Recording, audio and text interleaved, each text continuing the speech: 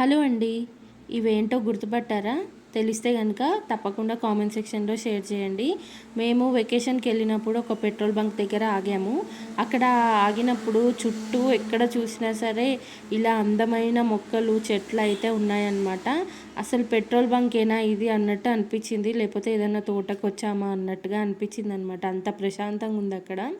So, ఇంకా అంతా కూడా ఎక్స్‌ప్లోర్ చేస్తూ ఉన్నాం ఇలా అన్ని చెట్లు గూడా. అక్కడ మాకు కనిపించింది ఈ వాక్కాయ అనమాట.